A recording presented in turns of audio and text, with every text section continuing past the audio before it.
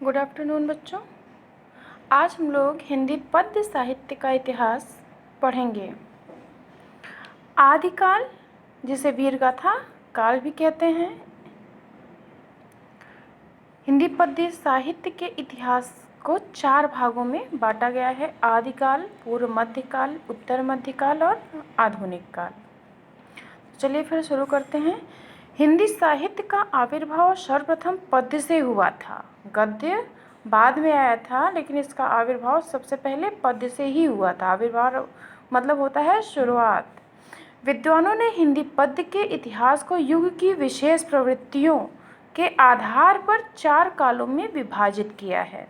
पहला है आदिकाल। आदिकाल को वीरगाथा काल भी कहते हैं। इसकी समय सीमा 800 विक्रमी संवत से 1400 विक्रमी संवत तक, जो कि सन 743 ईस्वी से 1343 ईस्वी तक माना जाता है। फिर दूसरे नंबर पे है पूर्व मध्यकाल, जिसे भक्ति काल भी कहते हैं। 1400 विक्रमी संवत से 1700 विक्रमी संवत तक, सन 1343 ईस्वी से 1643 ईस्वी तक इसकी समय सीमा मानी जाती है। फिर है तीसरा नंबर उत्तर मध्यकाल, रीतिकाल। इसे रीतिकाल भी कहते हैं। 1700 विक्रमी संवत से 1900 विक्रमी संवत तक, सन 1643 ईस्वी से 1843 ईस्वी तक इसकी समय सीमा मानी जाती है रीतिकाल की। फिर चौथे नंबर पे आता है आधुनिक काल। आधुनिक काल 1900 विक्रमी संवत से अब तक, मतलब आज तक इसको आधुनिक काल में माना जाता है, जो कि सन 1843 से आज तक का इसका समय है। फिर हम आते हैं हिंदी पद्य साहित्य के विभिन्न कालों से संबंधित शाखाएं। ये 4 काल हैं। इन 4 कालों को भी अलग अलग भागों में बांटा गया है। जैसा कि पहला है आदिकाल। आदिकाल की कोई भी शाखा नहीं है। दूसरा है भक्तिकाल। भक्तिकाल को भी 2 भागों में बांटा गया है: निर्गुण भक्ति धारा और सगुण भक्ति धारा।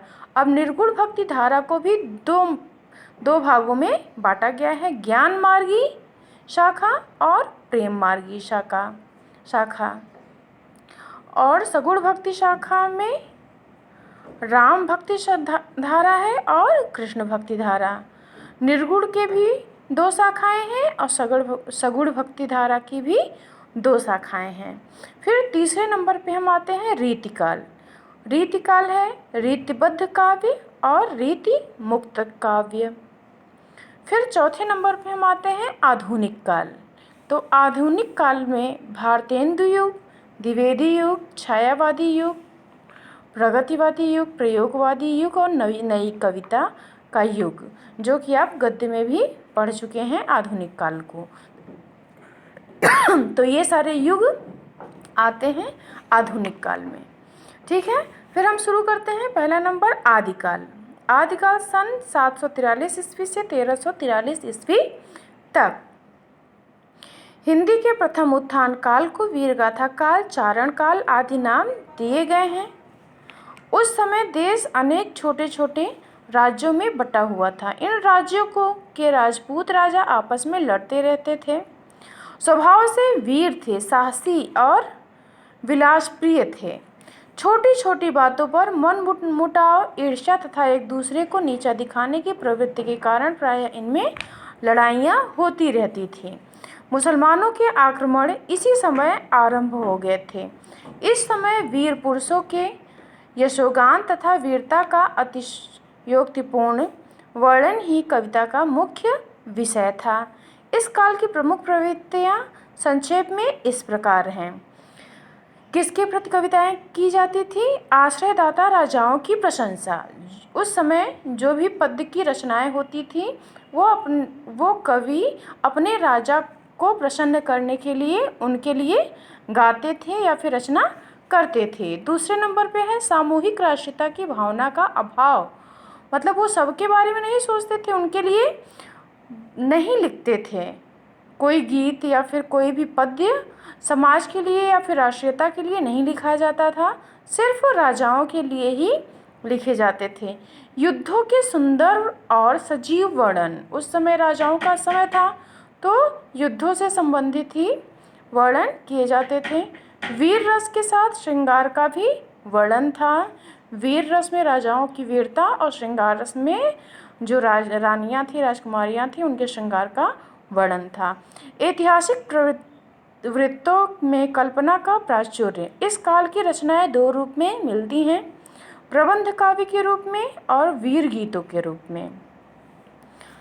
फिर वीर गीत काव्य में सर्वाधिक प्रसिद्ध और लोकप्रिय काव्य आल्हा खंड है।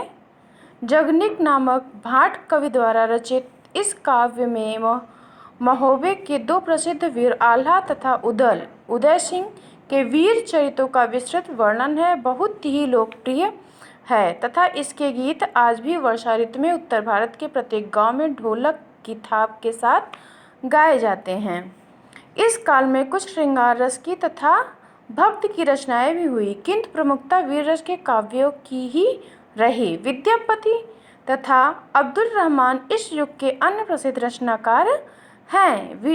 वीरगाथाकालीन ग्रंथों में विविध छंदों का प्रयोग मिलता है। दोहा, सोरठा, त्रोटक, तोमर, चौपाई, गाथा, आर्या, रोला, छप्पय, कुंडलियाँ आदि छंदों का कलात्मक प्रयोग हुआ है। ठीक है बच्चों, आज इतना ही। कल हम लोग भक्तिकाल पढ़ेंगे।